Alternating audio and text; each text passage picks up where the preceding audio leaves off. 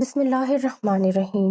رب اشرح لی صدری ویسر لی امری واحلل عقدۃ من لسانی یفقہوا قولی۔ السلام علیکم ورحمۃ اللہ وبرکاتہ۔ وعلیکم السلام ورحمۃ اللہ وبرکاتہ۔ اب سب پر اس عظیم ہستی کا سایہ ہو جس کی محبت میں خالق کائنات نے اس کائنات کو خلق کیا۔ میں نورین فیصل آپ سب کو خوش آمدید کہتی ہوں اپنے سلسلے وار پروگرام لٹل بلیورز میں۔ آج اس پروگرام میں جو بچیاں ہمارے ساتھ رہیں گی ان کا تعارف سنتے ہیں۔ میرا نام کسا زہرا ہے۔ میرا نام سمانہ زہرا ہے۔ سیدہ سکینہ۔ میرا نام زینب ہے۔ شروع یہاں سے اب کربل کی بات ہے، شروع یہاں سے اب کربل کی بات ہے، حیدر کی ضرب لگ گئی دن سیاہ رات ہے، وقت عصر شبیر نے کی نماز جو ادا، وقت عصر شبیر نے کی نماز جو ادا، کوفے میں اس نماز کی پہلی رکعت ہے۔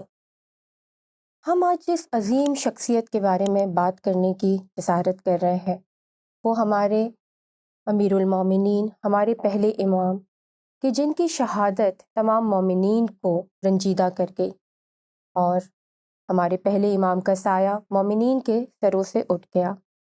آپ سب سمجھ ہی چکے ہوں گے وہ شخصیت ہے امام علی ابن ابی طالب علیہ السلام۔ حالانکہ ہم نے 13 رجب کی مناسبت سے جو پروگرام تھا اس میں امام علی علیہ السلام کے بارے میں بہت تفصیلی گفتگو کی تھی، لیکن آج ہم کوشش کریں گے کہ امام علی ابن ابی طالب علیہ السلام کی جو آخری وقت کے ایام ہے اس کے بارے میں کچھ جان سکیں۔ جی بیٹا، تو آپ اپنے الفاظ میں بتائیے کہ امام علی ابن ابی طالب علیہ السلام کا کچھ تعارف۔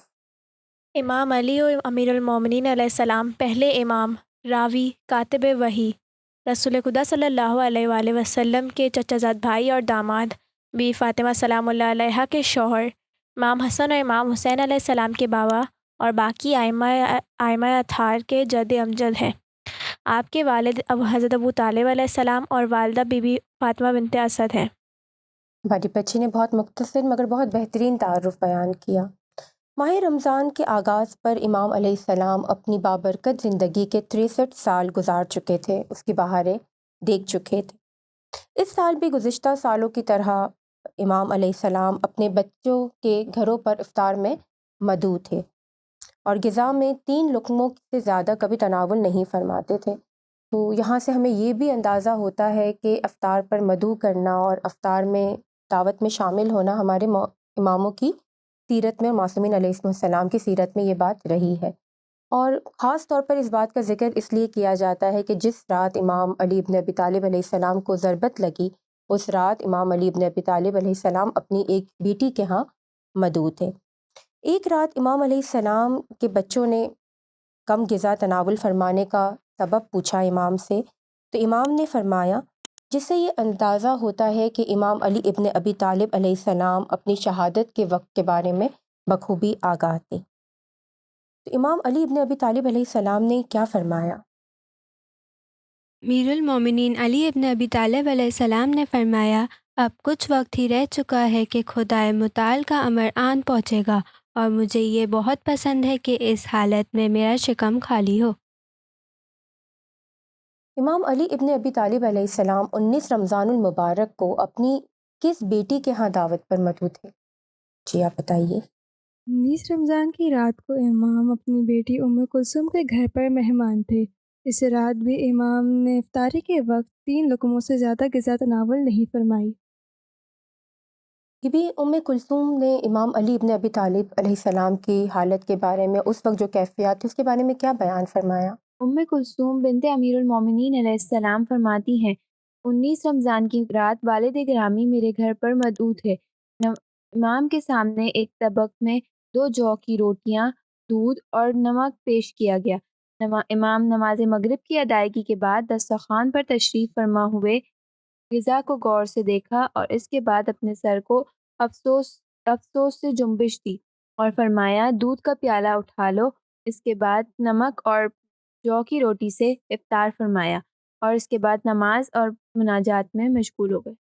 امام علی ابن ابی طالب علیہ السلام کی زندگی کا ہر پہلو جو ہے وہ سادگی سے بھرپور تھا۔ باہر ہم نے واقعات میں سنا ہے کہ امام علی علیہ السلام اس رات ایک الگ ہی کیفیت میں مبتلا تھے۔ آپ ہمیں اس بارے میں کچھ بتائیے۔ بالکل بیٹا، ہم جو کتابوں سے اور راوی کے بیانات سے اور معصومین علیہ السلام کی احادیث سے ہمیں پتہ چلتا ہے کہ امام علی علیہ السلام اس رات مسلسل رکوع اور سجود اور دعا کی حالت میں رہے۔ امام علیہ السلام ساری رات بیدار رہے اور بلا وقفہ عبادت میں مشغول رہے۔ اس رات امام علی ابن ابی طالب علیہ السلام تھوڑی تھوڑی دیر بعد اپنے حجرے سے باہر تشریف لے جاتے اور آسمان کی طرف نگاہ اٹھا کر دیکھتے اور فرماتے، خدا کی قسم یہ وہی رات ہے جس کا میرے محبوب نے مجھے وعدہ کیا ہے۔ خدا کی قسم میں ہرگز جھوٹ نہیں بول رہا اور میں نے رسول خدا صلی اللہ علیہ وآلہ وسلم سے جھوٹ نہیں سنا۔ یہ وہی رات ہے جس میں مجھے شہادت کا وعدہ دیا گیا ہے۔ اور آگے میں بھی اس بارے میں کچھ بتانا چاہوں جی گی۔ بیٹا بالکل بتائیے۔ اس رات سورہ یاسین کی تاخیر تلاوت فرمائی، کچھ دیر کے لیے آنکھ لگ گئی اور اسی اچانک نیند سے بیدار ہو کر فرمایا، خدایا اپنی لقا کے وقت ہمیں برکت عطا فرما۔ پھر بکثرت یہ جملہ کہتے رہے، لا حول ولا قوت الا باللہ العلی العظیم۔ اسی رات اپنے بچوں سے فرمانے لگے، عزیزو آج کی رات میں نے ایک خواب دیکھا کہ میں چاہتا ہوں کہ تمہارے ساتھ بیان کروں۔ کیا خواب دیکھا تھا امام علی ابن ابی طالب علیہ السلام نے؟ امام علی علیہ السلام نے فرمایا، میں نے خواب میں اپنے بھائی پیغمبر اکرم صلی اللہ علیہ وسلم کو دیکھا۔ وہ مجھ سے فرما رہے تھے، ابو الحسن بہت جلد تم ہمارے مہمان بننے والے ہو۔ یہ بھی فرمایا، شقی ترین شخص آپ کے محاسن کو سر کے خون سے خضاب کرے گا۔ آپ شہر اللہ کے تیسرے عشرے میں ہمارے پاس تشریف لائیں گے۔ میں آپ کے دیدار کا مشتاق ہوں۔ جو کچھ ہمارے پاس ہے وہ آپ کے لیے بہتر اور مددگار تر ہے۔ اس وقت امام علی ابن ابی طالب علیہ السلام کے اہل خانہ کی کیا حالت ہوئی؟ جب اہل خانہ نے قیامت کی خبر سنی تو سب رونے لگے اور بلند آواز سے رونے لگے، اور حضرت نے انہیں سکوت کرنے کا کہا۔ جب سب خاموش ہو گئے تو حضرت نے امر بالمعروف اور نہی عن المنکر فرمایا۔ جیسے جیسے طلوع فجر کا وقت نزدیک ہو رہا تھا، اسی قدر امیر المومنین کا اضطراب بڑھتا جا رہا تھا۔ آپ کی ایک خشیت عظمت و جلالت پروردگار کے لیے تھی، نہ ہی روح کی بدن سے جدائی کے لیے۔ تو روایت کے مطابق یہ بھی ملتا ہے کہ جب بھی نماز کا وقت داخل ہوتا تو امام علی ابن ابی طالب علیہ السلام کی کیا حالت ہوا کرتی تھی؟ روایت میں منقول ہے کہ جب بھی نماز کا وقت داخل ہوتا تو امام امیر المومنین علیہ السلام کے رخسار کا رنگ تبدیل ہو جایا کرتا تھا اور آپ کا بدن خوف سے لرزنے لگتا تھا۔ 19 رمضان المبارک کی رات کو بھی امیر المومنین علیہ السلام کی یہی حالت تھی۔ بالکل، یہ چیز ہمیں بھی اس بات کا احساس دلاتی ہے کہ جب ہم اپنے پروردگار عالم کے سامنے پیش ہو تو ہماری کیا حالت ہونی چاہیے۔ اسی طرح سے جب 19 رمضان المبارک کی رات اختتام پذیر ہو گئی، امام آہستہ آہستہ مسجد میں جماعت کی ادائیگی کے لیے وہاں بڑھنا شروع ہوئے۔ مسجد کوفہ میں داخلے کے بعد تاریکی میں چند رکعت نماز ادا کی اور تعقیبات بجا لائے، پھر اذان دی اور مسجد میں سوئے ہوئے لوگوں کو جگایا اور ان میں وہ شقی ترین شخص بھی شامل تھا۔ آہستہ آہستہ محراب کے نزدیک آئے اور حضور قلب کے ساتھ نماز میں مشغول ہو گئے۔ وہ کون شقی ترین شخص تھا جس نے یہ منصوبہ بنایا اور امام علی ابن ابی طالب علیہ السلام کو شہید کرنے کی گستاخی کی اور جسارت کی؟ ابن ملجم بوقت نے اپنا خیانت آمیز منصوبہ تیار کر رکھا تھا کہ نماز شروع ہونے کے بعد، رکوع سے کھڑے ہونے کے بعد یا سجدے سے سر اٹھاتے وقت آپ علیہ السلام پر حملہ کرے گا۔ اسی لیے نماز کے آغاز کے بعد امام علیہ السلام کے نزدیک ستون کے پیچھے چھپ کر کھڑا ہو گیا تاکہ موقع پاتے ہی تاریخ و شریعت کے سنگین ترین جرم کا ارتکاب کرے۔ بالکل ظاہر ہے کسی بھی شخص میں اتنی ہمت نہیں ہو سکتی تھی کہ وہ امام علی ابن ابی طالب علیہ السلام کے سامنے آ کر کوئی ایسی جسارت یا گستاخی کر سکے۔ یہ بھی بتائیے کہ یہ جو ضرب امام علی ابن ابی طالب علیہ السلام کو لگی وہ اس قدر مہلک کیوں ثابت ہوئی؟ اور اس کے بارے میں بتانا چاہوں گی۔ جی بیٹا بتائیے بالکل۔ جب امام نے پہلے سجدے سے سر اٹھایا، اس ملعون نے زہر آلود تلوار سے آپ کے سر مبارک پر وار کر دیا۔ یہ زہر مہلک ترین زہر تھا۔ یہ تلوار اسی جگہ پر لگی کہ جہاں جنگ خندق میں عمر و عامری کا وار ہوا تھا۔ امام کا سر مبارک شگافتہ ہو گیا اور آپ کا سر اور چہرہ خون سے رنگین ہو گیا۔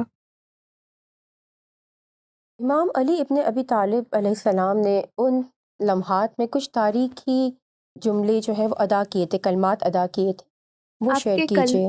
جی آپ کے کلمات یہ ہیں: رب کعبہ کی قسم میں آج کامیاب ہو گیا۔ پھر فریاد بلند کی: رب کعبہ کی قسم، ابن ملجم نے مجھے قتل کیا ہے۔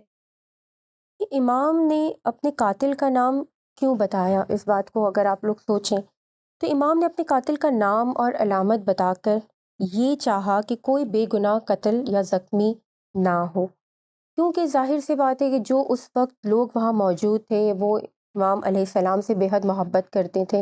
اس کے علاوہ امام علیہ السلام کے جو شہزادے امام حسین علیہ السلام، امام حسن علیہ السلام اور باقی اصحاب بھی وہاں موجود تھے، اور انہوں نے ظاہر امام علی ابن ابی طالب علیہ السلام پر جس شخص نے حملہ کیا تھا اس کو یقینی طور پر وہ پکڑتے، گرفتار کرتے ہیں۔ تو امام علیہ السلام یہ نہیں چاہتے تھے کہ اس حالت میں بھی، جب وہ شدید کرب اور تکلیف کی حالت میں تھے، اس وقت بھی وہ یہ نہیں چاہتے تھے کوئی بے گناہ جو ہے اس کو کسی قسم کا بھی ضرر پہنچے۔ ابن ملجم ملعون کی ضربت سے حضرت کا سر اقدس، پیشانی اور مقام سجدہ تک شکافتہ ہو گیا تھا۔ لوگوں کے ہاتھوں ابن ملجم گرفتار ہوا۔ خوف کے مارے وہ کانپ رہا تھا۔ امام علی نے جب اپنی آنکھیں کھولی تو ابن ملجم کو دیکھ کر کیا فرمایا؟ جب ابن ملجم کو امام علی علیہ السلام کے سامنے پیش کیا گیا تو اس کے ہاتھ بندھے ہوئے تھے اور شمشیر اس کی گردن پر آمادہ تھی۔ آپ نے مہربانی سے فرمایا: اے مرد، تو نے بہت بڑا گناہ کیا ہے۔ کیا میں تمہارے لیے برا امام تھا کہ تم نے مجھے ایسا بدلہ دیا ہے؟ کیا میں تمہارے ساتھ مہربان نہ تھا؟ اور میں چاہتا تھا کہ تم اپنی گمراہی سے پلٹ آؤ، مگر تم پر شقاوت کا غلبہ ہوا اور تم نے مجھے قتل کر ڈالا۔ پھر امام نے اپنے فرزند کی طرف رخ کر کے اس ملعون کے حق میں کیا سفارش فرمائی؟ امام علی علیہ السلام نے فرمایا: اے میرے بیٹے، اپنے اسیر کے ساتھ مہربانی سے پیش آؤ اور اس کے ساتھ نیکی، شفقت اور رحمدلی سے سلوک کرو۔ اگر میں دنیا سے چلا گیا تو اس کا قصاص کرو اور اسے ایک ضربت سے قتل کرو۔ کس قدر مہربان امام تھے ہمارے، اس کے باوجود اس شخص نے کچھ دنیاوی خواہشات کی خاطر اتنا بڑا گناہ سرزد کیا۔ اس کے علاوہ امام علی ابن ابی طالب علیہ السلام نے اپنے بیٹوں کو کیا وصیت فرمائی؟ امیر المومنین علی ابن ابی طالب سے یہ روایت نقل ہوئی ہے کہ آپ نے اپنے بیٹوں کو اپنے غسل، کفن، نماز، تدفین کی کفایت کے بارے میں ہدایت دی۔ آپ نے اپنے بیٹوں حسن اور حسین علیہ السلام کو قرآن، نماز، امر بالمعروف نہی عن المنکر، جہاد، ایک دوسرے کے ساتھ صلح کی وصیت فرمائی، اور آپ نے پڑوسیوں اور یتیموں کا حق ادا کرنے کی سفارش کی۔ یہاں پر ایک چیز میں ایڈ کرنا چاہوں گی کہ امام علی ابن ابی طالب علیہ السلام اپنے زمانے میں تمام معصومین علیہ السلام کی زندگی سے ہمیں یہی چیزیں ملتی ہیں کہ وہ یتیموں کے ساتھ، غریبوں کے ساتھ، فقیروں، مسکینوں کے ساتھ بہت مہربانی سے پیش آتے تھے۔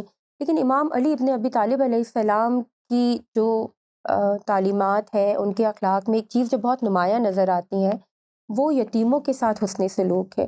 اور جس زمانے میں امام علی ابن ابی طالب علیہ السلام کا دور حکومت تھا، ظاہری جو خلافت کا دور تھا، اس وقت بہت سارے ایسے بچے کوفہ میں تھے جو یتیم تھے، اور امام علی ابن ابی طالب علیہ السلام ان کا بہت خیال رکھا کرتے تھے۔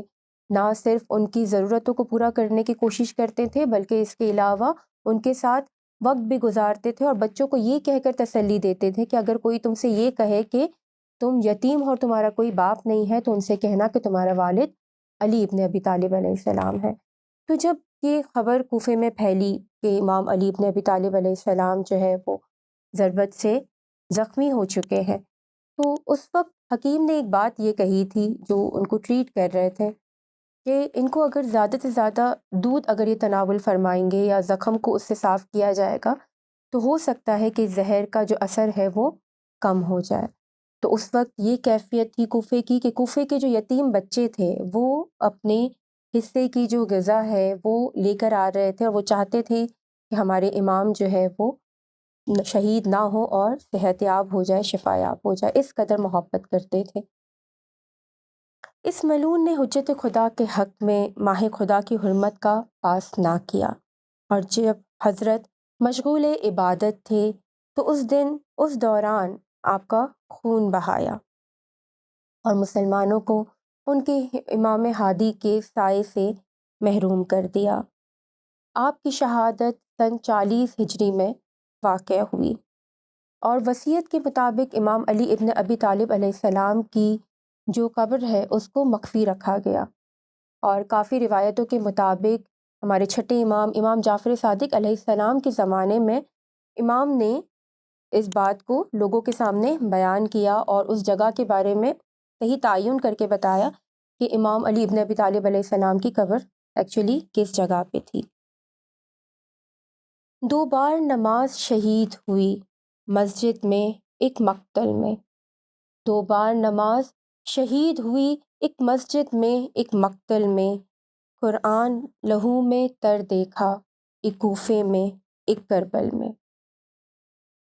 رب کریم ہم سب کو یہ توفیق عطا فرمائے کہ شب قدر کی ساعتوں میں ہم قرآن کے اعمال، نمازوں کے ساتھ ساتھ عزاداری امیر المومنین کو بھی انجام دیں، اور ہم یہ کوشش کریں کہ پرسہ خلوص دل سے اپنے زمانے کے امام کے حضور میں پیش کر سکیں۔